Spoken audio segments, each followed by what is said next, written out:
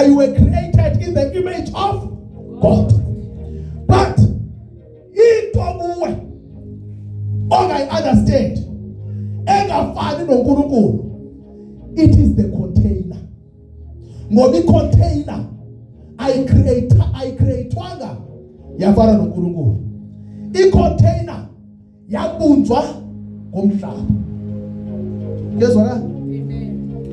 As a result, i-container mayiqeda kubunjwa ngomhlaba yaba sisidumbu yathini?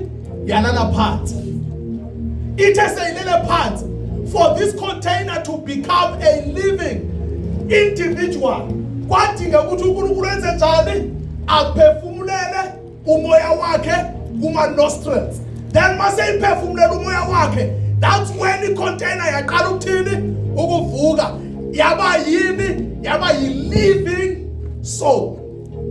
Hallelujah. Amen. Which means with creation, umuntu wenziwe ngantoni? Ngecontainer. I-container lena siyibiza ngani? Ngenyama. Ngezwakala? Amen. After i-container seyicreatiwe, yahlala phansi, yangabi nagazi, yangabi nalutho, yayi-container nje. Kwathi-ke uthi uNkulunkulu akazoyiphefumulela bani? Umuntu, uAdam. Esophefumulela umuntu kuyo, yaqala yathini? Yaphila. Waphila umuntu ephila phakathi kwantoni? Kwe-container. Hallelujah. Amen. Hallelujah. So originally umuntu udalwe wafana nabani? NoNkulunkulu. Wafuza bani? uNkulunkulu. Nazi izinto ezazikhona emntwini ngaleso sikhathi. Ziwu-3 kuphela. Eyokuqala siyayazi sonke yini? I-container, which is your flesh. Esibini yini? The person became a what? A living soul. Then lastly, kwaba khona yini? Umoya kaNkulunkulu. But umuntu mayiqala ukuvuka ephaphama, nazi izinto ezibusayo kuye. Kubusa the spirit, kuzogcina the flesh. Then in the making kukhona lesimbiza ngo-soul. uSoul uyena ophethe wonke ama-senses womuntu. Hallelujah. Amen. Hallelujah. Amen. This brain that you have angeke ifunctione engekho lo lesimbiza ngabani? Ngo-soul. Hallelujah. Amen. That is why you can still have your brain. But when your soul has departed, i-brain yakho yosala njani? Ingasebenzi. Ngezwakala bengcwe? Amen. Ngoba vele lento yacreatwa uNkulunkulu yasisidumo. Iqala ukuphila, uNkulunkulu wakuphefumulela kuyo. Hallelujah. Wabe siyingoku umuntu ngamunye wehlukaniswa yilezi zinto ezintathu. Wakwa umoya kaNkulunkulu. Abe sakwa yini? Umphefumulo. Bese kugcina ini? Inyama. That is the state, the original state. So umuntu wonke. Hallelujah. Amen. Ngezwakala bangcwe? So thina sasidalelwe ukuholwa ngubani? Ngumoya kaNkulunkulu. Ngoba umuntu wayinamandla. Listen, ngithe kuwe, yonke into, all the senses that are found in you, zisemphefumulweni, azikho senyameni. Indlebe, it is just a gate elidisha to your soul. Hallelujah. Amen. Indlebe isango lenyama outhi nangabe umamele athathe whatever eshiwoyo iswe emphefumulweni. Then the responsibility yokwenza ubani? Umphefumulo. That is why umzimba mawungasekho umphefumulo, indlebe ikhona kodwa umzimba unjani? Awuzwa. Hallelujah. Amen. Oh, akazi noma incane lelo ngikhulumayo. Yabazalwane leyiva kodwa umuntu wenziwa kuyini? I-original state sakho, it is the spirit, soul in the middle, and then last igcine ini? Uflesh. Ubani owayidominator egadini yase-Eden? The spirit, not the flesh. Inyama yayembozwe ngubani? Ngumoya. That is why if you don't understand it, go to the book of Genesis. This will tell the Bible ukuthi njalo uAdam wayehlala axoxa ubuso nobuso nabani? NoNkulunkulu. Uxoxa kanjani uAdam noNkulunkulu? Ngoba iBhayibheli liyasitshela, John chapter 4 from verse 20, ziyazi isikhathi lapho abantu bawumdumisa ngeqiniso nangantoni? Nangomoya. Ngoba uNkulunkulu yini? Ungumoya. So uNkulunkulu udunyiswa ngani? Ngomoya, which is the spirit. So which means See, let's bring it back to stage somuntu wadalwa kudominator the spirit, not the flesh. Hallelujah. Nangu umuntu wayidominator umoya kaNkulunkulu. That is why uAdam wakwazi ukuconversa noNkulunkulu ngoba into yayikhuluma inamandla kubani? Umoya. Hallelujah. Amen. Kesokala bantwana. Amen. Ubona wayiconversa namandla? Umoya. That is your original state as a person. Wawungalidwa inyama, wawungaxelelwa inyama, wawuxelelwa ngumoya. If umoya exela uba it is time for you to sit down with God, wayehamba uAdam ayohlala phansi alungisa isitulo sikaNkulunkulu, afike uNkulunkulu ahlale phansi bakhuluma ubuso nobuso ngoba uAdam wayelidwa umoya engalidwa inyama. Hallelujah. Amen. Ngiyazwakala. Even though inyama yayibunjwe ngamathiriyeli omhlaba kodwa yayinganamandla phezu kwabani? Kukamoya. Zaguquka izinto. Ziguquka nini izinto? Ziguquka nini izinto bazalwane? Izinto ziguquka when we introduce a third person in the Garden of Eden. And this person introduced wayo ubona ukuthi ngempela uCrafty uvela in the form of a what? Of a snake. Ugibele one of the animals as a creator uNkulunkulu. Lesibiza ngani? Ngenyoka. Makavela unyoka uya kubani? Uya isho umlingane. Uya kuba kuEva. Xa kafika uEva, uNkulunkulu ushilo nyalo baningadli. Ubese uyamconvince yidla. Uyamconvince uthini? Yidla. Ngoba uma sowudlile uzothini? Uzohlakanipha ufane nathi. Kanti thina sicreated ngokufana nabo. Sicreated ukufuza bani? uNkulunkulu. Uthe uNkulunkulu nakaqala ukudala wathi umuntu makafuze bani? Thina. Hallelujah. But isitha mase sifika naso sifuna sifane nabani? Naso. Uyayizwa le? Amen. Uyayizwa le? Amen. Yebazalwane, nangempela lithi iBhayibheli esodla uEva waqala wavuleka amehlo. Nawo ngizibuza umbuzo. Eva sonke lesikhathi ubukade ubona. Kanti ubona ngapha amehlo. Ubona ngapha amehlo. Amehlo bekhona ebona. Kodwa amehlo bevulekile. A spiritual eyes, not these physical eyes. Hallelujah.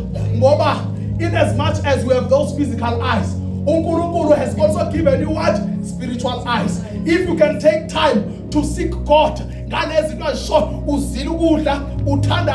God can open your spiritual eyes. If you don't believe it, I know what I'm talking about. God once opened my spiritual eyes. I was busy, they were praying for this land or for this lady. No mama bamthandazelayo uvuvukela umlenze mkhulu. Manje ngivale amehlo wami wenyama. I'm praying. As I am praying, ngivale amehlo, ngibona amanye amehlo engawazi bevuleka. Amehlo kamoya ine confidence akhona. Ngoba ngangwavalile amehlo antoni? Enyama. Kodwa ngabona sekinjani? Sengibona. Ngithe ngiyabona bambamba la isandla elitweni emlenzeni. Babembamba emlenzeni. Babembamba kanjalo kwaphuma a very little black cobra. Inyoka emnyama thu. Yakhamisa. Sengazi ukuthi izobaluma labo bamthandazelayo. Hayi ngithe mangibona lo mhlolo. Kavele ngavula my physical eyes. Mase ngivula my physical eyes, ngabona usisi wakhona sikaqala ukuhamba ngaso. Njengantoni? Njengenyoka. So lo sisi upossessed yini? Umoya wenyoka. Hallelujah. Ngibona ngamehlo kabani? Kamoya. Umuntu nomuntu unamehlo kabani? Kamoya. Irresponsibility kabani ukuthi amehlo womuntu kamoya avuleke? Irresponsibility kabani? Yakhe. Nangabe uhlala phansi ufuna uNkulunkulu, uthandaze, uzile ukudla, kulapho zombona khona ongabonwayo. Hallelujah. Amen. So amehlo afana ukuthi iwona sibona ngawo every day. Yilawo mehlo kabani? Kamoya. Bathabhaleka mhla isitha sabadlise entsimini. Mabeqala behle entsimini kwavaleka amehlo kamoya, kwazovuleka amehlo ntoni? Enyama. Umuntu waselahlekelwa ubuqaqawula iglory, saphenduka izinto entsimini yaseEden. Umuntu wangasalithwa ngumoya, waqala walithwa yini? Inyama. So thina unfortunately xa ngabe sesizalwa thina sizalwa ngabantu abakwi-fallen state, ngabantu abawileyo. Manje wayigazi uAdam ukuba xa isidla esifa kumoya akabulali yena kuphela, ubulala nabantwana bakhe abakuma-loins. That is why nasesizalwa sesizalelwa nathi siholwa yini? Inyama. Wonke umuntu ozalwa these days uzalwe eholwa yini? Inyama. So the difference between umuntu odalwe nguNkulunkulu nomuntu after uSathane, yeyiphi difference? Umuntu kaNkulunkulu kuqala umoya, kuze umphefumulo, kugqibele inyama. But after your fallen state kuqala ini? Inyama, kuze ini? Umphefumulo, kugcine bani? Umoya. Phela uNkulunkulu said to them, the day eniyodla ngayo you will surely die. Nangempela the day abadla ngayo they died, but how? Spiritually. Yes, Father. Amen. Nangoba uzalwa wena you are dead. How? Spiritual. Why? You have inherited this from ubaba wakho omkhulu bani? uAdam. Niyayizwa ke? That is why besenza noma yini. It is because they are led by the flesh. Ungabona amadoda ethethe isonkosikazi bawo bewashaya every day. It is because they are led by the flesh. They have allowed the flesh to dominate. Uyinkinga umuntu bayingakho ngiyakuzwela wena ungakholwa ngoba impilo yakho uyoyiphila yonke in the flesh. Kanti you were not created like that from the beginning. From the beginning wawudalelwa ukudominate. Ngobani osenza sibuse sidominate? It is the spirit of the Father. Jesus. Amen. Hallelujah. Amen. Hallelujah. Amen. Hallelujah. Sidalelwe ukuzobusa emhlabeni, but i-dominance nokubusa kukuNkulunkulu. Bezwakala bantwana, kwaqhubeka kanjalo kwangathi umuntu akanalo ithemba. Sazoguquka izinto ekugcineni, sazozalelwa indoda igama lawo nguYesu Kristu. Thena kazalwa uYesu Kristu wazodila nempelo yomuntu once and for all. Hallelujah. Wafika uYesu Kristu wazalwa esenyameni njengami now, wazalwa ne-feelings njengami now, which means there is therefore now, thank you, there is no excuse. Umuntu akasena kukuthini ukuzilandulela ngoba uYesu Kristu wazalwa njengami now, wanegazi elitshisayo njengelami now, naye wayengamatshintshanisa abafazi njengami now, yonke into wayengakhona ukuyenza njengami now, naye ebuncaneni bakhe wayengabahlonipha abazali njengabani? Kodwa yena wadecide ukuthi emhlabeni I am here to represent my Father who is in heaven. Therefore I will not allow my flesh to rule empilweni yami. Mina ngizokhetha ngoba into enamandla emntwini ngamunye ukukhetha. You are given the power to decide. Therefore if you decide to be led by your flesh, uflesh wakho uzokuleada ngempela. But when you make a decision and say I will no longer live after the flesh but the Spirit of God, once washo kanjalo, then you become, then you begin to do spiritual things. Hallelujah. Amen. Zaguquka izinto. uYesu Kristu wangafuna ukuphila enyameni, waphila kumoya. Bathi abanye belala enjoy ukuthonga besenza yonke into. uYesu Kristu wavuka ebusuku ayentabeni ayothini? Ayothandaza. Ngoba nangabe wenza kanjalo, you are suppressing inyama. You are killing inyama. And uvusa bani? Umoya. Lithi iBhayibhile, when the Spirit of God is, there is liberty, there is freedom. Akukho zinxaka la umoya ingcwele khona khona. Ungabona ibandla selisilwa likhombana ngesikhwebo. Just know they are living in the flesh and not the Spirit. Hallelujah. Ungabona ikhaya linengane ezi-unruly. Just know that the children have decided to live in the flesh. bafuna ukuphila enyameni bajabulisa inyama. And when they do that, they are destroying their eternity, their future with God. Who has all this power? It's you. You are given power and decision to choose. Uyasikhethe. Amen. Awuzufika uthi hayi ubaba wami mina ngazana ubaba wami engasindiswanga ngakho ke zange nami ngisindiswe. No, before God you will have no excuse. You will stand before God ulande ngempilo yakho. Awuzulandelwa ngabazali bakho. Forget it. If you think your parents are accountable for your life, forget it. It's not your parents. It's you, not your parents. Hallelujah.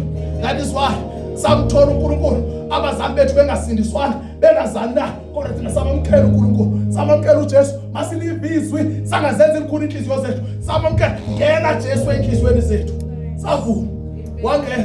Namhlanje we try by all means not to be led by the flesh. Inyama seyifuna ukusilawula, siyayitshela shut up wena nyama. Hallelujah. Kezwakala bangcwele, zaguquka izinto futhi mase kuzalwa uYesu Kristu. In fact akuguqwa ngazinto, izinto zabuyiselwa phi kwi-original state. Hallelujah. But uYesu Kristu umuntu emhlabeni yakhona ukuphilela landela bani? Umoya. uYesu Kristu uphilela landela bani emhlabeni? Umoya. Engalandeli bani? Inyama. Hallelujah. Wena namhlanje ulandela bani? Umoya kaNkulunkulu lokwenza ukuthi uthuke ingane zakho every day. Umoya kaNkulunkulu lokwenza ukuthi ingane zakho ungazithandazeli. Is it the Spirit of God? Umoya kaNkulunkulu lokwenza ukuthi ingane zakho ungaziqoqi uzibeke la uthi isikhathi sokuthandaza. Is it the Spirit of God? Umoya kaNkulunkulu lothi ingane zakho uzibiza ngama-failures. Is that the Spirit of God? Umoya kaNkulunkulu lothi ingane zakho uzibize ngey'dakwa. Is that the Spirit of God? Don't you know that in you? Kunamandla okuphila nobomi olwimini lwakho. You are destroying the family yakho with your own hands. Bese uyabuza okhala ifamily yami yasaka idestroy ubani? Uyawazi amandla onawo maswamkela uYesu Kristu, so uphila ngaphansi kwaYesu Kristu, awusafani nomuntu wehlabathi. You are totally different because you are led by the Spirit and not the flesh. So when you are led by the Spirit, you don't walk as if you are led by the flesh. The flesh and the Spirit are in contrast. They will never in one day agree in anything. They always disagree. Which means when you are looking at your children,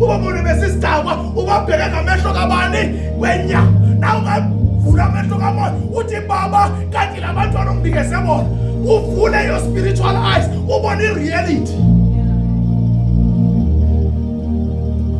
Ubani namandla okushintsha umuntu nawe uthi ungashintsha umuntu wokukhuluma. Hallelujah.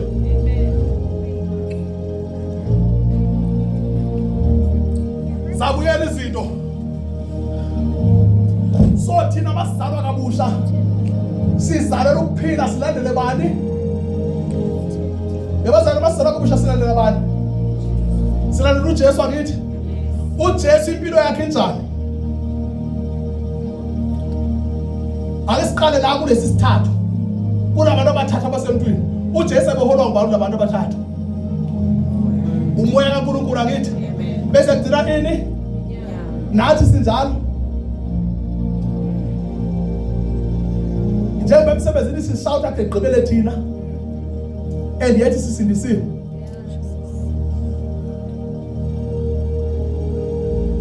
Abantu mabesiza kwemsebenzi baqala bacabange kabini kathathu.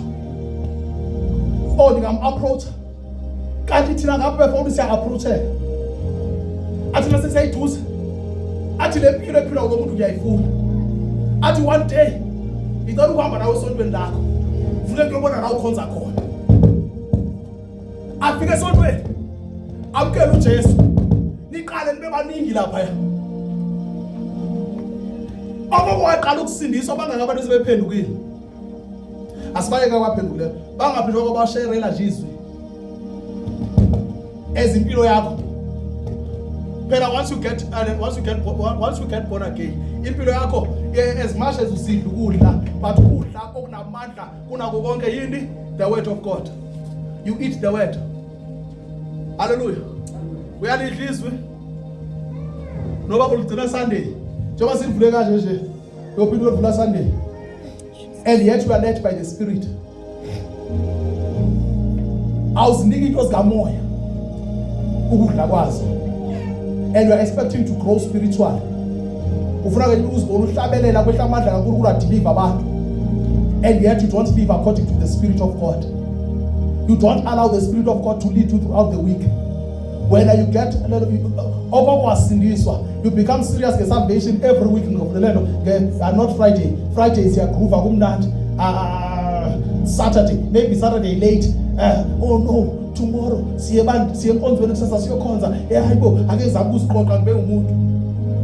Who are you fooling?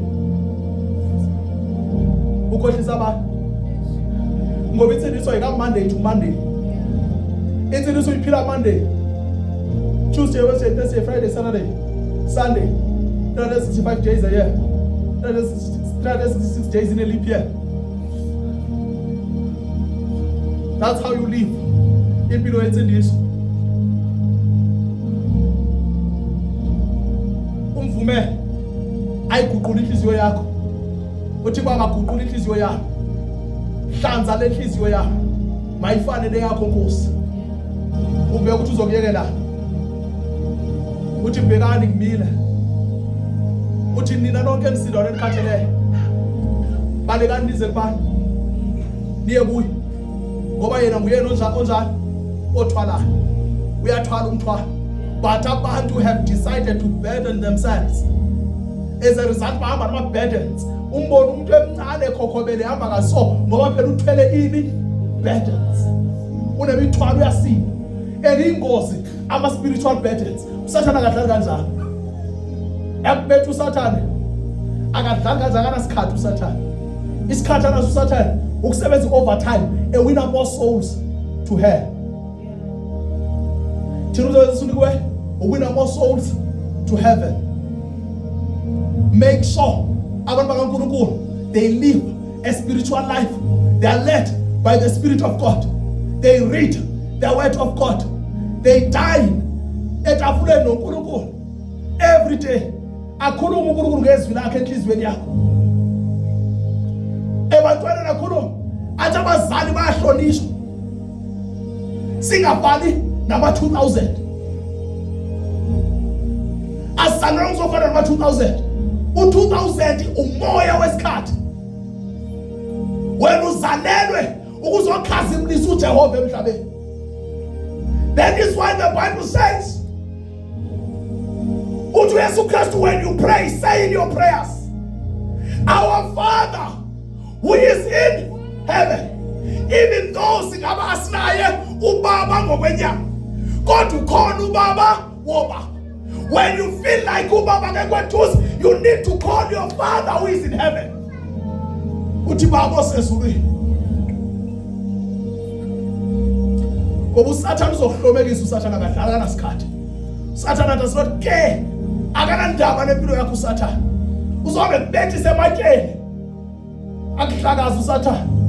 Ugcina ungayona uNkulunkulu ukulethela emhlabeni to be someone, to be something. Hallelujah. Akalethela emhlabeni uNkulunkulu uthi kuzodlalwa ngawo.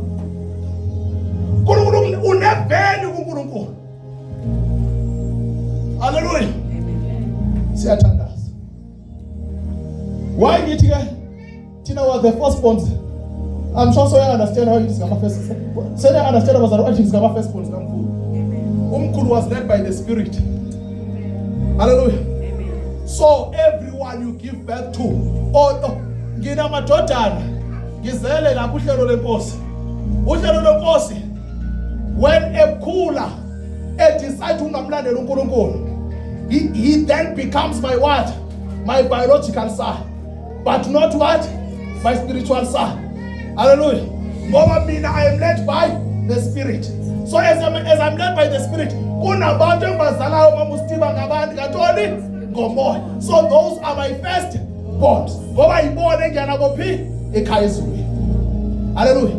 Our first wabona ngani? They are led by the Spirit. Our biological sons, they are led by the flesh. Yes or not? Hallelujah. Sizele indoda ibithandisa kaNkulunkulu. Sizele indoda ibithandisa kaNkulunkulu. Ingakho besizwe sibili sithi ngubaba wethu. Hallelujah. Lento ukuthi ngubaba besigayitshontshe ngubaba wethu. Ngoba usizele ngani? Ngomoya. Ngenye imini sizomthini sizombona. Ubaba wethu akafanga utheni ulele. Hallelujah. Siyabuye nathi ngenye imini. Hallelujah. Masigayanga kuye siyohlangabezana nenkosi ehofini. Siyohlala noJesu kuze kube phakade. Ngezwakala bantwana. Oh my God. In the name of Jesus. Angethemba ukuthi icacile ke manje. Hallelujah. Angethemba ukuthi icacile ngiyaqala. Siyathandaza. Ukhona kodwa ngingazama umkela uJesu. Ukhona ongathi namhlanje I want to live a spiritual life. Ukhona ongathi namhlanje I want to be led by the Spirit. Ingane zonke sizozithandazela. As they are starting our exams, whatever disturber abantwana bangakholwayo ayisiba disturber bethu. Hallelujah. Umoya nje lesisitha to go and cause the confusion engane ukuthi singa understand into ezifundiswayo thina ezethu ingane ngeke kube njalo ngaso. Hallelujah. Guess what about where? And they don't believe what I'm saying. Are you led by the Spirit of God? We are hold on where uNkulunkulu. Do you believe what I'm saying? Ingane zehlabathi sizohluthwa. Ngiyazi mina.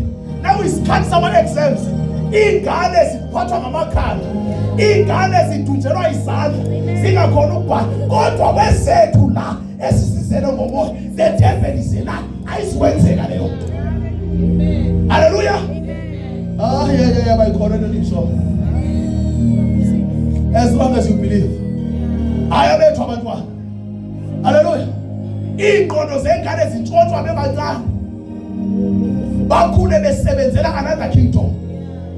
Kodwa sethu ingane siyeqaba sithi cha. Not our children. Ingane zimelwa abazali. As long as angafikelela ku knowledge yokwazi okuhle nokubi, abazali must stand in the gap and pray for their children. But mase bekwazi okuhle nokubi, kumele sibafundise ukuma bamele iqiniso. Hallelujah. Yezwakala. Ingane zami nehlukile nina. Ngoba abazali benu bephethiswa ikhazimulo yasezulwini. Nina fanele ibhali impela isibili ke. Ukhumbula yonke into oyifundisiweyo. Ubani ukutshela ukuthi uyisibukubuku wena ngeke uzuphasa. And you accepted that. Ukhona usinisile. Never. Ngisho noma zami ingane yayinqaba soze yenzeka lokho kwezami ingane.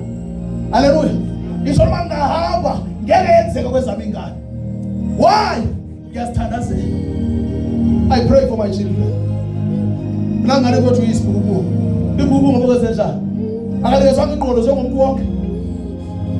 Hallelujah. Kulo ngathi bakuhlabangana efakaza uthi wafona lesikole uthi ingane yakhe ayiphasi. Ingane yakhe nje ayitholi lutho esikolweni. Uthi wabuhlabangana ngenqaba. Sazile ukudla lokho sasathandaza. Emveni kokho ingane yethu kodwa yi-A student. Yini yenza lokho? Uvumela isitha to come and label your kids. Uvume na ukhona usilisiwe. Uvume. Hallelujah. Hayi zami. Mina bangibheke zami ngibona odokotela. Ngibona uDr. Nobani. Hallelujah. Ngibona uDr. Nobani. Angiboni nje. Hallelujah. Ngibona ama-engineer. Hallelujah. Hallelujah. Endiyokwenzeka lokho ngoba ngiyathandaza. I pray for my children. Angilenzi iphutha. Ngadlalela kuzo zonke izinto. Ngeke ngidlalele ey'khaleni zami. Hallelujah. Hallelujah. Ngoba lento yiyo. Yo wena bantwana bakho.